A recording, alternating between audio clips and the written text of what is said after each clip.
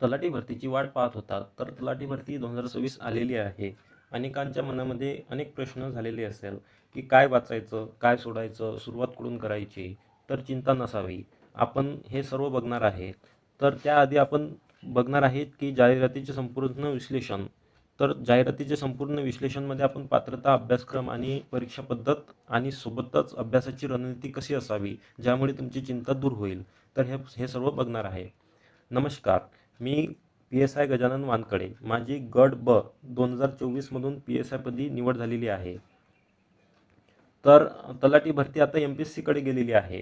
तर त्यामुळे काय होणार आहे, तर प्रक्रिया ही अधिक पारदर्शक होणार आहे, ज्यामुळे विद्यार्थ्यांचा विश्वास त्या परीक्षेमध्ये जास्त असणार आहे. तर परीक्षा हे नियोजित असणार आहे.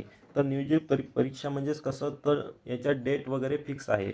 तर 25 ऑक्टोंबरला पूर्वपरीक्षा होणार आहे. 25 ऑक्टोंबरला पूर्वपरीक्षा होणार आहे. देन मुख्य परीक्षा ही 27 डिसेंबरला होणार आहे. 27 डिसेंबरला मुख्य परीक्षा होणार आहे. तसेच गुणवत्तापूर्व निवड प्रक्रिया राहणार आहे, कारण MPSC हे गुणवत्तापूर्व निवड प्रक्रिया राबवत असते. आता तलाठी भरती आली, पण अशा अनेक भरत्या येतात आणि निघून जातात. तर त्यासाठी काय करायचं आहे, तर आपल्याला फक्त अर्ज करून चालणार नाही. फक्त अर्ज करून चालणार नाही आहे, तर आपल्याला यशस्वी व्हायचं असेल तर योग्य मार्गदर्शन व्हावं आहे आणि त्याच्यासाठी योग्य स्ट्रॅटेजी हवी आहे. तर या दोन गोष्टी आपल्याला आवश्यक असतात. तर या दोन गोष्टी आपण आपल्या या चॅनलवरून बघणार आहे आणि संपूर्ण पूर्वपरीक्षेपर्यंत आपण सर्व स्ट्रॅटेजी वगैरे बघणार आहे. तर या जाहिरातीचं विश्लेषण जर करायचं बघितलं तर आपण सर्वात पहिल्यांदा काय आहे, तर तलाठी भरतीसाठी पात्रता काय आहे. तर पात्रता आहे की संविधानिक विद्यापीठाची कोणत्याही शाखेतील पदवी चालून जाणार. कोणत्याही शाखेतील पदवी चालून जाते. त्याच्यानंतर याची जे अंतिम तारीख आहे, तर अंतिम तारीख आहे अर्ज करण्याची, ती आहे 5 ऑगस्ट 2026. तर 5 ऑगस्ट 2026च्या आधी तुम्ही अर्ज सादर करू शकता. एकूण जागा किती आलेल्या आहेत, तर एकूण जागा आहेत 1539. आता हे जे आहे, तर ही तलाठी भरती हे गट ब या एक्झाममध्ये होणार आहे. तर त्याच्यासाठी ऑलरेडी काही जागा आलेल्या आहेत, त्या जागा आणि या नवीन जागा. तर नवीन जागा एकूण ॲड झालेल्या आहेत 3088. त्यामध्ये तलाठीच्या जागा आहेत 1539, ज्याचं की रिझर्वेशननुसार बायफर्केशन व्हायचं अजून बाकी आहे. तर अशा एकूण जागा झालेल्या आहेत 5707 पदाकरिता ही भरती राबवण्यात येणार आहे. किती? 5707 पदाकरिता. तर नक्कीच तुम्हाला ही सुवर्ण संधी आहे आणि तुम्ही सुद्धा या परीक्षेची तयारी करायला हवी.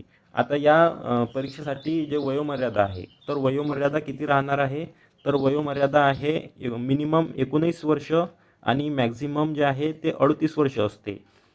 आणि सोबतच ज्यांचं एज रिलॅक्सेशन असते त्यांना 5 वर्ष जास्तीचे असतात, म्हणजे 43 वर्षापर्यंत हे परीक्षा आपण देऊ शकतो.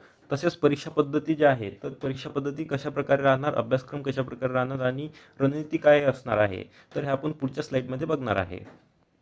तर परीक्षा पद्धत जी आहे, तर या परीक्षा पद्धतीमध्ये पूर्वपरीक्षा होणार आहे आणि मुख्य परीक्षा होणार आहे. तर पूर्वपरीक्षा जी आहे ते आपण बघणार आहे. तर पूर्वपरीक्षेला 100 प्रश्न राहणार आहेत. 100 प्रश्न पूर्वपरीक्षेला राहतील. त्याच्यानंतर त्या 100 प्रश्नाचे 100 गुण असणार आहे, म्हणजे एक प्रश्न बरोबर 1 गुण राहणार आहे. परंतु याच्यासाठी वेळ जो आहे हा 1 तासाचा म्हणजे 60 मिनिटांचा राहणार आहे. किती मिनिटांचा राहणार आहे? 60 मिनिटांचा आहे. याच्यामध्ये निगेटिव्ह मार्किंग आहे का? तर निगेटिव्ह मार्किंग आहे. निगेटिव्ह मार्किंग किती आहे? म्हणजे 4 प्रश्न जर तुमचे चुकत असेल तर तुमचा एक प्रश्न रद्द करण्यात येईल. 4 प्रश्न जर चुकत असेल तर एक प्रश्न रद्द करण्यात येईल. या प्रकारे निगेटिव्ह मार्किंग आहे. तर निगेटिव्ह मार्किंग हे कमी असल्यामुळे आपल्याला जास्तीत जास्त अटेम्प्ट ठेवायचा आहे. जास्तीत जास्त किती? तर तुमचा अटेम्प्ट जो आहे हा 95च्या वरती असला पाहिजे. त्याच्यानंतर परीक्षा ही ऑफलाईन होणार की ऑनलाईन होणार, तर ऑनलाईन परीक्षेचा जो GR होता तो आयोगाने 2027 पर्यंत, जुलै 2027 पर्यंत पुढे ढकलला आहे. तर त्यामुळे ही परीक्षा ऑनलाईन होणार नाही आहे. तर ही परीक्षा होणार आहे ऑफलाईन. ऑफलाईनमध्ये सुद्धा ही रेग्युलर आपल्या पारंपरिक पद्धतीनेच परीक्षा होणार आहे, म्हणजे OMR वरती होणार आहे. OMR वरती गोल तुम्हाला करावं लागणार आहे आणि त्याच्यानुसारची परीक्षा होणार आहे. त्याच्यानंतर याची जी मुख्य परीक्षा राहणार आहे ती 400 मार्क्सची राहणार आहे. तर मुख्य परीक्षेसाठी आपण एक सेपरेट व्हिडिओ घेऊन येऊ. त्याच्यानंतर याचा जो अभ्यासक्रम आहे तो अभ्यासक्रम आपण बघणार आहे. या अभ्यासक्रमामध्ये आपल्याला एकूण किती? 8 विषय राहणार आहेत. पूर्वपरीक्षेला 100 प्रश्नांसाठी 8 विषय राहणार आहेत आणि प्रत्येक विषयाचं आपलं एक वेगळं वेटेज आहे आणि एक वेगळ्या क्षमता आहेत. तर इतिहास जो आहे तर इतिहास भारताचा इतिहास आणि सोबतच महाराष्ट्राचा इतिहास राहणार आहे. तर महाराष्ट्राच्या इतिहासाला जास्त महत्त्व MPSC देते. त्याच्यानंतर जो भूगोल आहे तर भूगोलमध्ये महाराष्ट्र, भारत आणि जग असं सर्वच राहते. परंतु याच्यामध्ये भरपूर लिमिटेशन्स आहेत. म्हणजे कोणत्या टॉपिकवरती जास्त प्रश्न आहे तर स्ट्रॅटेजी भूगोल या विषयाची खूप महत्त्वाची आहे. त्यानंतर अर्थव्यवस्था जी आहे तर अर्थव्यवस्थेचे जे प्रश्न आहेत तर हे सर्वचे सर्व सिलेबसला धरूनच असतात. त्याच्यानंतर जे चालू घडामोडी आहे तर चालू घडामोडी हे मागील 12 ते 14 महिन्याचं चालू घडामोडी तुम्हाला करायचं आहे. त्यामुळे तुम्ही पेपरमध्ये सर्व प्रश्न सॉल्व्ह करू शकणार.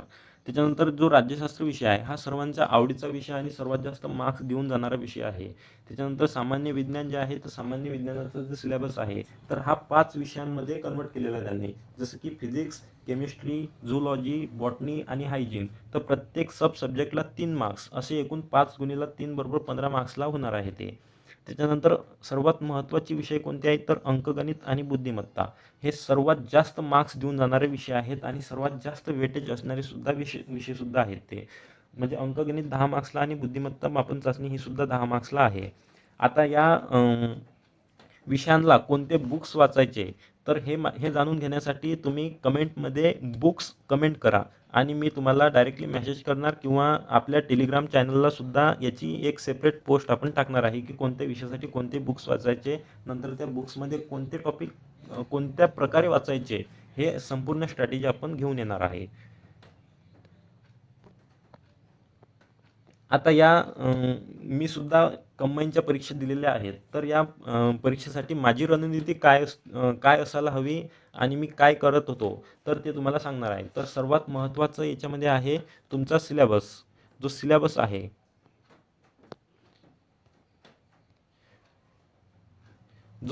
आहे तो सिलेबस खूप महत्त्वाचा आहे. तुम्हाला जे काही वाचायचं आहे ते सिलेबसला धरूनच वाचायचं आहे. त्याच्यानंतर तुमचे जे काही राहणार आहेत ते PYQ हे महत्त्वाचे आहेत. तर PYQ तुम्हाला डायरेक्शन देणार आहेत की सिलेबसमधला टॉपिक जो आहे तो किती डेप्थमध्ये वाचायचा, कशा प्रकारे वाचायचा आणि कोणत्या प्रकारे वाचायचा हे तुम्हाला PYQ सांगणार आहेत. म्हणजे तुमचं मार्गदर्शन करणारं कोणी असेल महत्त्वाचं तर ते कोण आहे PYQ. त्याच्यानंतर जे तुम्ही करणार आहे तर ते सर्वात जास्त तुम्ही बेसिक्सवरतीच भर द्यावा सुरुवातीला. त्याच्यानंतर तुम्ही ॲडव्हान्स लेवलला जायला हवे. काही जण काय करतात डायरेक्टली MPSCला काय विचारते डायरेक्टली याच्यावरती जातात आणि त्यांना बेसिकच काही माहीत नसतं. मग जे सोपे प्रश्न येतात ते त्यांचे चुकून जातात.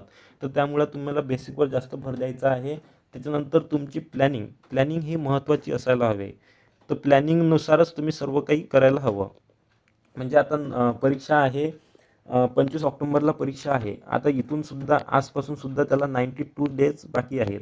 तर तुम्ही 90 दिवसाचा प्लॅन घेऊन यायला हवा. 90 डेजचा प्लॅन आणायला हवा की कोणत्या दिवशी तुम्हाला काय वाचायचं आहे. तुम्हाला रेडीमेड प्लॅन हवा असेल तर तुम्ही माझ्यासोबत कनेक्ट राहू शकता. त्याच्यानंतर ही काय झाली माझी रणनीती झाली. आता यामध्ये प्लॅनिंगमध्ये तुम्हाला सर्व डिटेल रणनीती म्हणून येणार आहे. नंतर कोणते PYQ कशा प्रकारे वाचायचे, नंतर याच्यात प्रत्येक सिलेबसमध्ये काय काय बारकावे आहेत, सब्जेक्ट वाईज कोणते बारकावे आहेत, हे जर तुम्हाला जाणून घ्यायचं असेल तर आपण या सेपरेट रणनीती म्हणून एक टॉपिक व्हिडिओ घेऊन येऊ. त्यामध्ये तुम्हाला सर्व काही भेटून जाणार. त्याच्यानंतर जे आहेत काही विद्यार्थी काही चुका करतात. तर त्या चुका कोणत्या तुम्ही केल्या नाही पाहिजेत. तर ते चुका आहे की अभ्यासाची सुरुवात उशिरा करणे. आता सुरुवात उशिरा करणे हे एक चूक तर आहेच, पण त्याला सुद्धा दुरुस्त कसं करता येईल आपल्याला तर उशिरा सुरुवात झाली तर काही हरकत नाही. पण तुम्ही जिथून सुरुवात केली तर तिथून ते कंटिन्यू असली पाहिजे. नंतर म्हणजे तुम्ही त्याच्यामध्ये मध्ये मध्ये गॅप न देता तुम्ही ते कंटिन्यू अभ्यास करायला हवा.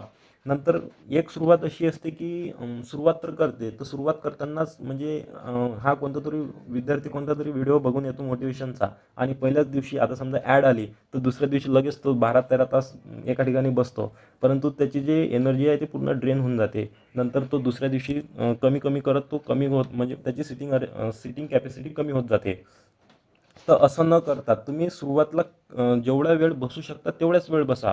देन तुम्ही सुरुवात कमीपासून करा आणि एंड खूप जास्तपर्यंत करत न्या. आता त्याच्यानंतर जो आहे ते रिव्हिजन न करणे. तर काही जण बरेच जण वाचतच राहतात, नुसतं वाचतात वाचतात वाचतात पण त्याची रिव्हिजनच करत नाही. आता रिव्हिजन करायला हवी आहे, कारण रिव्हिजन तुम्हाला ते टॉपिक रिकॉल करायला फायदेशीर ठरतात. आता काही जण खूप जण खूप काही काही वाचतात, खूप वाचतात, खूप वाचतात, परंतु एक्झामला काय आहे, तर एक्झामला क्वेश्चन्स येतात. तर क्वेश्चन्स येतात आणि ते सुद्धा क्वेश्चन त्या विदिन टाईममध्ये सॉल्व्ह करायचे असतात. त्यासाठी तुम्हाला काय द्यायचे आहे, मॉक टेस्ट द्यायची आहे. आता मॉक टेस्ट जे आहे हे मार्क्स येण्यासाठी नसते, तर तुम्ही काय चुका करतात ते तुम्हाला आरसा म्हणून एक दाखवण्यासाठी मॉक टेस्ट असते. तर मॉक टेस्ट तुम्ही मार्क्ससाठी नाही, तर तुम्ही टाईम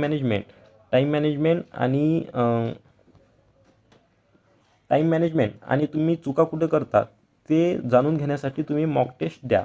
तर करंट अफेअरला तुम्ही दुर्लक्षित करून चालणार नाही आहे. तर करंट अफेअरसुद्धा 14 महिन्याचं तुम्हाला करावं लागणार आहे. आणि काही जण जे आहेत तर ते फक्त नोट्स गोळा करत राहतात. नंतर त्यांना फोमो असतो एक, की आपल्याकडून हा टॉपिकची नोट्स नसणार नाही तर आपण फेल होणार. म्हणजे ते 90% सिलेबस पूर्ण कवर करतात पण 10% करत नाहीत. तर मग त्याच्याकडे ते पूर्ण फोकस करतात, की 10% माझं हे राहिलं, माझं ते राहिलं. पण तसं न करता तुम्ही जे 90% केलेलं आहे त्याच्याकडेच जर जास्त तुम्ही फोकस केलं तर तुम्ही पूर्वपरीक्षा म्हणजे इझी प्रकारे पास होऊ शकता. जसं की आता पूर्वपरीक्षेला जो कट ऑफ राहतो तो 50 ते 60च्या दरम्यानच राहतो. 90 क्वेश्चन तुमचा कट ऑफ नसतो, तो 50 ते 60च्या दरम्यानच राहतो. म्हणून तुम्ही जो 90% सिलेबस केलेला आहे तुम्ही त्याच्याकडेच जर फोकस केला तर तुमचा तो स्कोर इझिली येऊन जाणार आहे. म्हणजे तुमच्या मनामध्ये फोमो क्रिएट नसायला हवं. तुम्ही एकदम फ्री माइंडेडली तो 1 तास परीक्षेचा हँडल करायला हवा. त्या 1 तासामध्ये सर्व काही असते. तुमचा अभ्यास किती आहे याच्यापेक्षा महत्त्वाचं आहे तुम्ही तो 1 तास कसा हँडल करता, त्यालाच आपण टेम्परामेंट म्हणतो. तर अशा प्रकारे आपण पुढेही तुमच्यासोबत कनेक्ट राहणार आणि कोणतीही अडचण असल्यास तुम्ही मला मेसेज करा, नंतर कॉलसुद्धा करू शकता आणि आपल्या यूट्यूब चॅनलला पुढील अपडेटसाठी तुम्ही जुळून राहू शकता. त्यासाठी तुम्हाला ते यूट्यूब चॅनल सबस्क्राईब करायला हवं. धन्यवाद.